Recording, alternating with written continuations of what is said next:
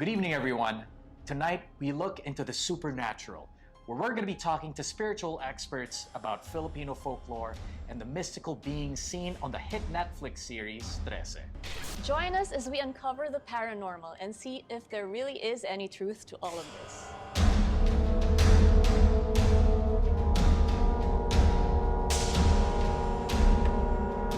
Thank you very much for tuning in at this time, especially since we're going to be diving to the paranormal, particularly to talk about the beings seen on the hit Netflix series, TRESE.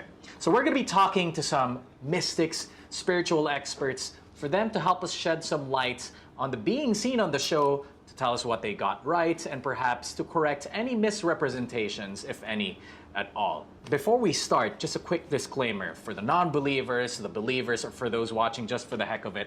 I hope we can all keep an open mind and treat this conversation for what it really is, an exchange of ideas between different people with different points of view. All right, so now let's get started. To join us here, we have a spiritual and paranormal expert and the man behind the House of Mystics, Mr. JV Yap. And also with us is a paranormal expert and household name in the mystic arts, and you might have seen him on television as well, Mr. Tony Suvega. And of course, my co-host, partner, Bay Commander-in-Chief, the lovely Miss Ashley Gosiengfiao. Hello, guys. Hello. All right, so before we get started, has everybody here seen the show TRESE? Yes. Okay, very good show. And I just want to give a shout out to the producers and the people involved in the production of the show. Good job to Budget Tan and to Kajo and to everybody involved, especially the voice actors as well. And they also created the Lagim card game. Oh, they were the same Yes. creators. I've seen the cards, super ganda. It's really something you guys should check out as well. Story-wise, super ganda. And also the animation, the graphics. I think isang co-creator din yata yung artist na galing sa Marvel, di ba? Kaya ganun kaganda yung graphics nila. In terms of accuracy, Sir JV, mga gano kadaming, like, how many % accurate? Accuracy niya with regards here ngayon sa reality, let's say around 50%.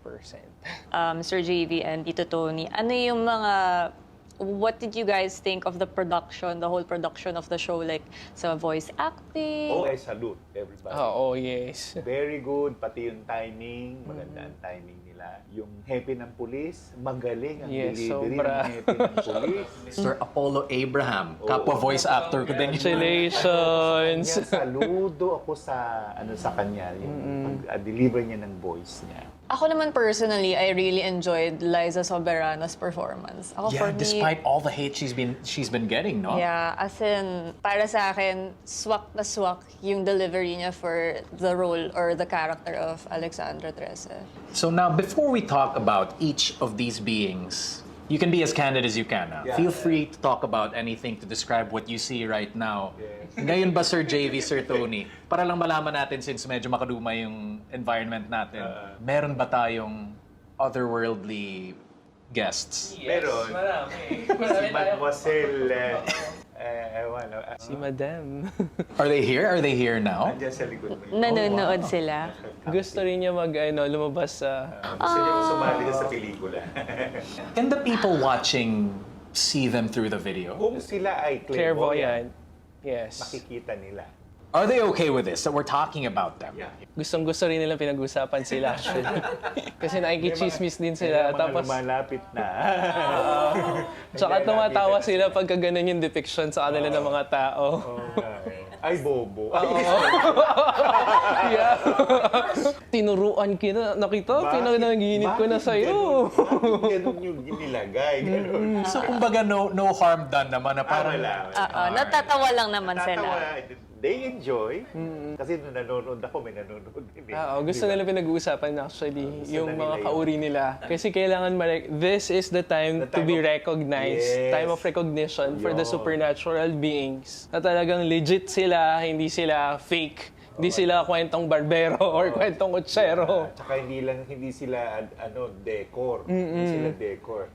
They are proactively participating in our world. They are. Coexisting with our Yes. world. Yes. And they passively help us from time to time din.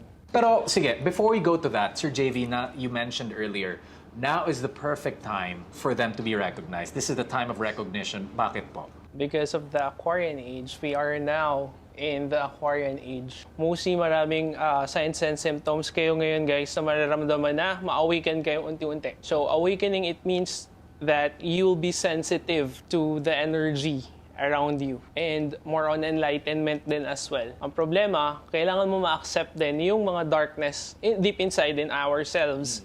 Kung hindi mo siya ma-accept, delikado. Mahirapan tayo dyan. At saka hindi lahat ng itim masama. Yes, At yun hindi pa. rin lahat ng puti ay mabuti. So now, I suppose we should jump into talking about each of these figures shown on the show. So what we're going to be doing here is Ashley and I have prepared some images of each of these beings that we'd like to talk about. Papakita namin po sa inyo yung mga pictures na yun, and then we can go through each one. Like, you can tell us ano ba talaga ang description ng figure na ito, yung being na ito. If the show got it right, did they get it wrong? Maybe you can share some personal experiences about each one as well. Kung mabait ba sila or are they neutral? Things of that sort.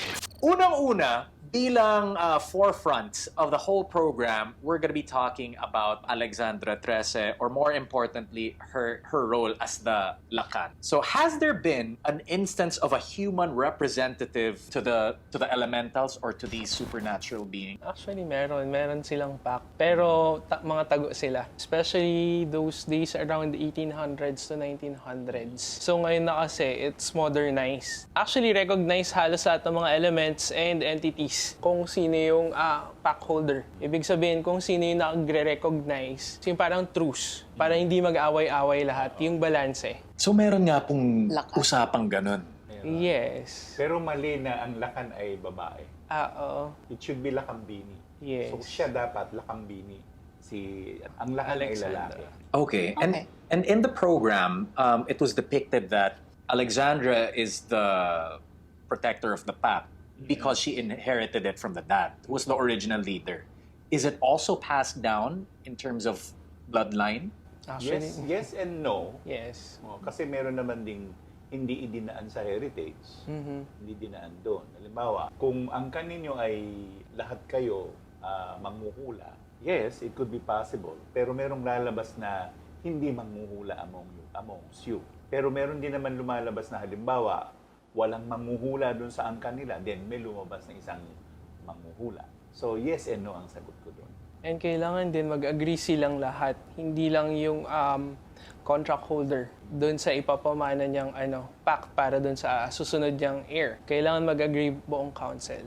Kung may isang hindi agree dyan, kailangan i-test yung magiging pact holder na bago. This brings us to our second question. Is there really a council of elementals or these supernatural beings, as you would say? Yes. Hindi lang engkanto ang meron ng mga council. Lahat ng different races ng mga supernatural beings, yes. Ang hindi nyo lang na-depict dyan, yung ermitanyo. Yes. Wala kayong ermitanyo and ermitanya. Kasi ang ermitanyo and ermitanya, sila ang leaders of the councils. At sila yung nagmo-modify, sila yung nagmo-moderate, sila yung ganito, patawag mo yung kapre doon, dalhin nyo dito. Lahat ng mga undins, papuntahin nyo rito. Meron silang conformity at saka yung tinatawag na protocols. Meron silang Yun yung tinatawag ng mga council of elders naman. Ang Council of Elders usually magkukonsist yun ng representation of kung kapre ba kasali dun sa usapan. Merong kapre doon na pinakamatanda. Kung hindi, ang nagpupulis naman talaga yung ermitanyo or yung ermitanya. And they are the hooded beings. Nakahood yan ng brown. Ang mga clairvoyants o sa ibang mga clairvoyants, hindi nila nakikita yung mga yan. Kasi they are into hiding. Lagi silang nasa background lang. Pero pwede mo silang conjurein and then they will appear to you. Another part of the show predominantly portrayed is the kris or the dagger that Alexandra TRESE uses. Tapos ginagamit niya yon to ward off yung mga kalaban niya, and sometimes gumagawa din siya ng mga, as they call it, orasyon. Ano yung significance ng kris and what is orasyon? Actually, ang Chris, ginagamit siya talaga for ceremonies, especially sa mga rituals. And kung blessing din, ginagamit din siya. Yun nga lang, hindi siya pwedeng gamitin pampatay ng ibang mga yun. entities. Hindi pinapapatayan. And kung isusulat yan dun sa lupa or sa heg, hindi din. For me, Kasi parang it's kawalang respeto. At saka hindi talaga siya sinusulat sa Oo, lupa. ginaganon. Hindi siya, yung Chris na yun, hindi inaano sa lupa. Maybe in the air. Sa air, pwede pa mag-conjure ng parang circle. Oo, Magic circle yung tawag. Okay? Pero kung dun sa lupa, bawal. Kung kamukha yung gumawa siya ng circle, parang protective circle, di ba? Dapat hindi yun ang ginamit niya. Pwede actually ang branch ng balete. Pwede yun. Oh, as simple as a branch of balete, pwede mo. Yes, because balete is a very magical tree. Very mystic tree. Actually, kasama din yun sa list natin eh. We can jump right over to the balete tree. There was a part in the show na pumapasok siya sa balete tree tapos nakapalibot din doon yung mga different beings. Correct. What is the significance ba? It always pops up in Filipino folklore. Ang balete kasi, it depicts a tree of age or tree of ages na tinatawag. Ibig sabihin, the balete tree knows everything. Walang sikretong hindi maitatago pag hinawakan mo yung balete tree. Now we move on to what could be one of the more popular beings depicted in Filipino folklore. Siguro ito yung pinakamadalas na nakikita di umano ng mga mamamayan. Lalo na sa Balete Drive. Mas lalo na Yes! the very popular White Lady. Yes. Hindi na siya white lady. Hindi na siya. Encantada na siya. I White know her. fairy na. the one in Nag-iisa lang Balete ba siya? Nag-isa lang siya. I know her already. Long time ago, I met her. Pinaliwanag niya sa akin na, kasi ko, Lola, bakit ka naman ganyan? Tinatakot mo ang mga taxi driver. Paano hinahanap ko yung kasintahan ko? Kasintahan mo. Panahon pa ng nauna pa kay panahon ng Kastila. Sabi ko, by this time, patay na yung boyfriend mo. Tapos, years after, nagkita kami uli, hindi na siya white lady. Kinuha na siya ng mga engkantado at ginawa siyang, para siyang ermitanya. Pero wala siyang hood. Bantay siya dun sa kabuuan ng E. Rodriguez, going to yung mga area Sa New ng Manila. 20th Street, mga ganon. Yeah. Sa New Manila. Gusto niyo malaman ang pangalan niya? Yes. Matilde. Of Spanish descent. Oh, siya. Siya yan. Hilde. Si Matilde. Pero pag sinabi po bang White Lady, Ang white lady ay tao, multo na siya, at nakasuot siya ng puti. Ang black lady ay tao, kaluluwa, na nakasuot ng itim.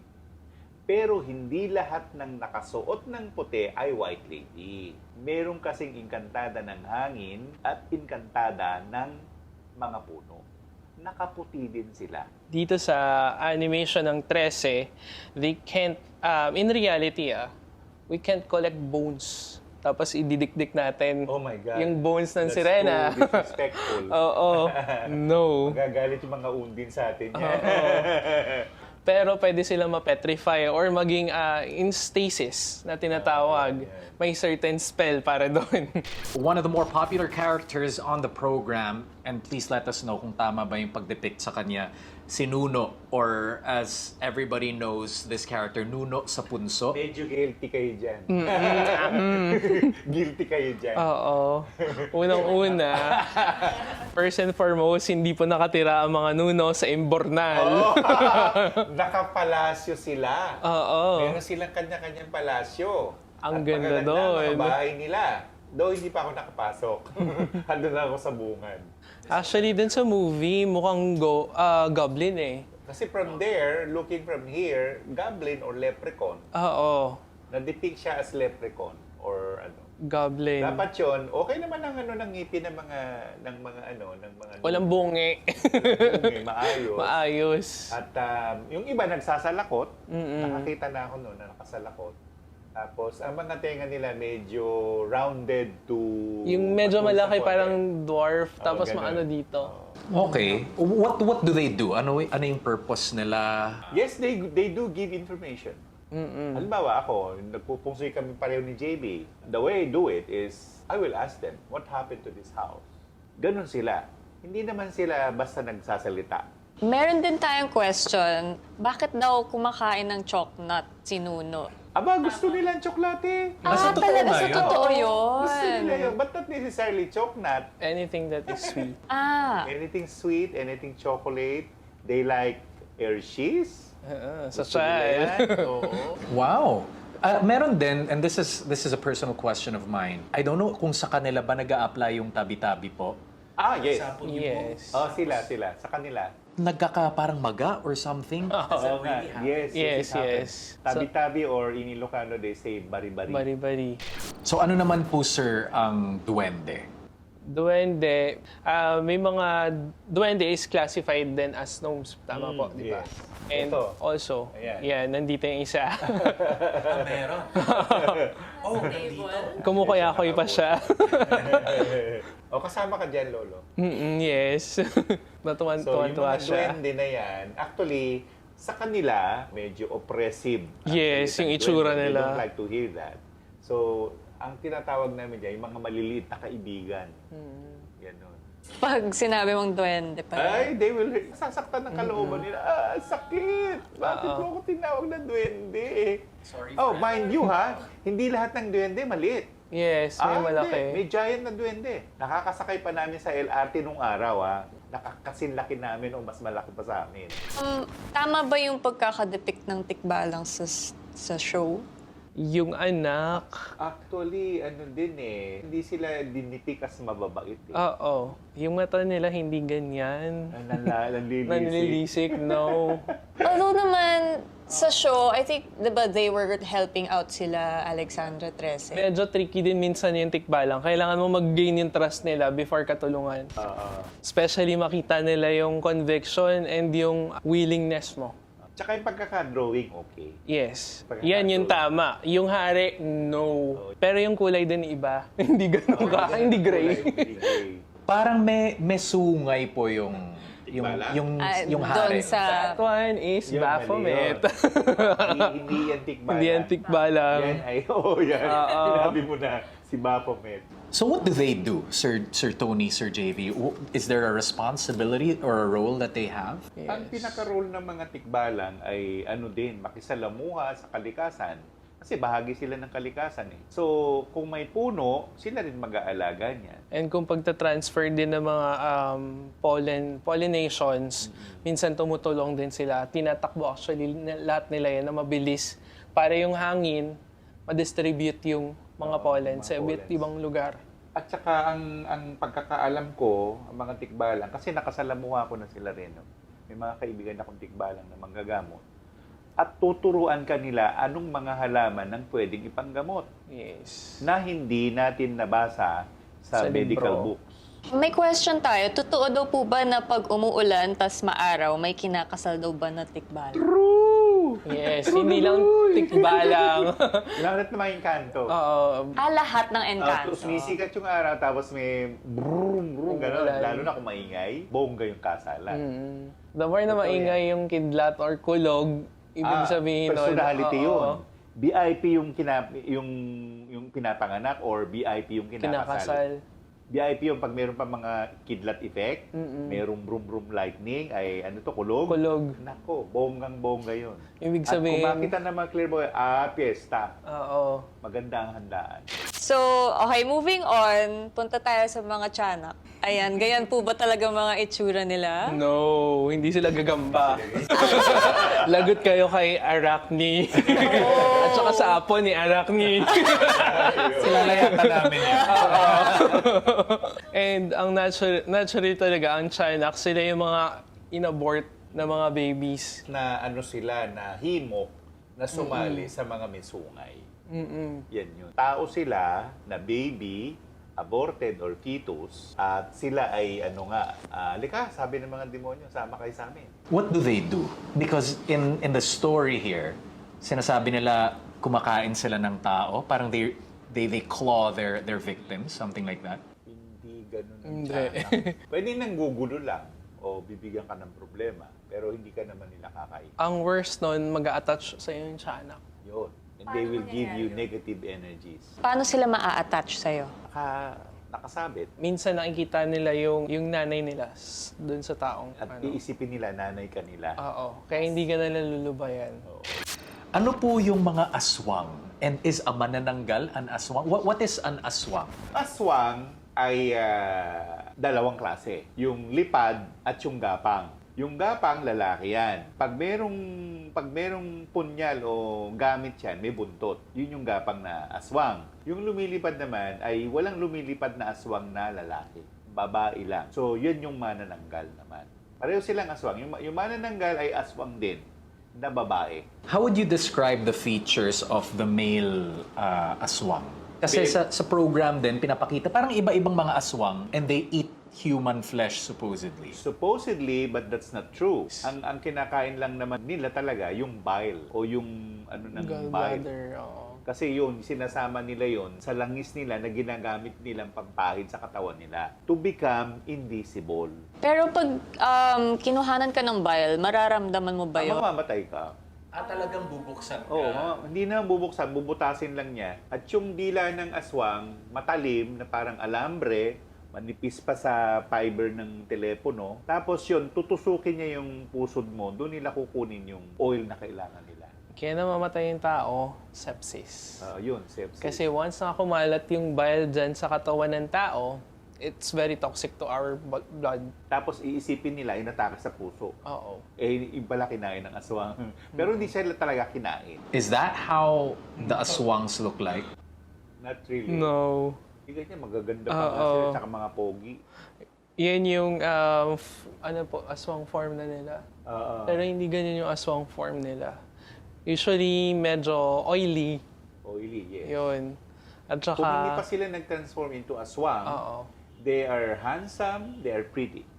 Most often than not, mapuputi sila. Tsaka ma-enchant ka nila. Pag nakikita mo sila, Ikaw na yung aswang form. Maano ka? May attraction. Oo, ma-attract ka. Ma-attract ka sa kanila.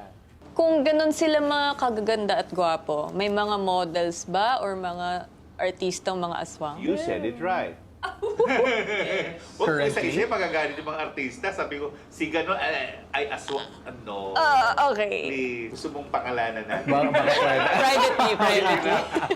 Baka tayo may live. mamaya na lang, mamaya. Mamaya. Off the record. Punta naman tayo sa mga sigbin, which are yung mga pinakitang mukhang, ano ba to, wolf sila? Yung Actually, pero hindi ganyan yung mga Ang sigbin. sigbin ay para siyang puting dagang kosta.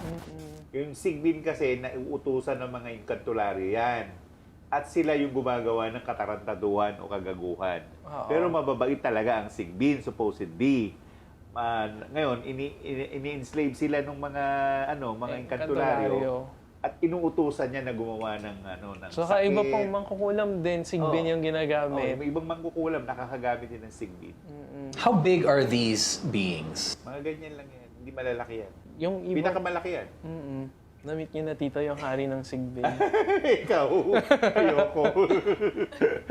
Around Marikina. Wow. Let it be.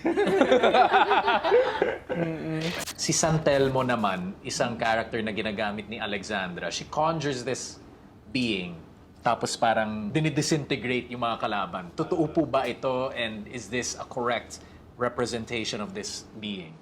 No. Actually, espiritu yan, si San Telmo. At yan ay tama, ganyan, ball of fire. Actually, Pero walang when you mukha. see it, walang mukha. You see it, talagang ball of fire, running around, nangahabol yan. Oo, habulin ka. And usually, in Japanese lore, ganyan din yung depiction nila sa St. Elmo's Fire. Pero, ang history nun sa Japanese, galing daw yun dun sa isang wheel na nasira na hindi niya na nagawa yung trabaho niya para i-deliver yung isang importanteng tao yata to another place. Sila, nabubuhay sila sa Mars or swampy area. At, pag may San Telmo, may treasure. Yes. May treasure yan, may buried treasure na binabantayan. Okay, so there are some supporting elementals here that have been shown in the program. Yung tambal na babae, I think they're supposed to be wind or air elementals. Yeah, air elementals, amihans, meron mga talaga. air nymphs. They do exist. And magaganda talaga sila, tama. Minsan mga messages sila yung nag-carry out. And syempre, pollinations din. Kung mainit, kaya minsan, di ba, pagka pumipito tayo, biglang humahangin. Sila yun. Sila yun. Tinatawag niyo sila. Oo.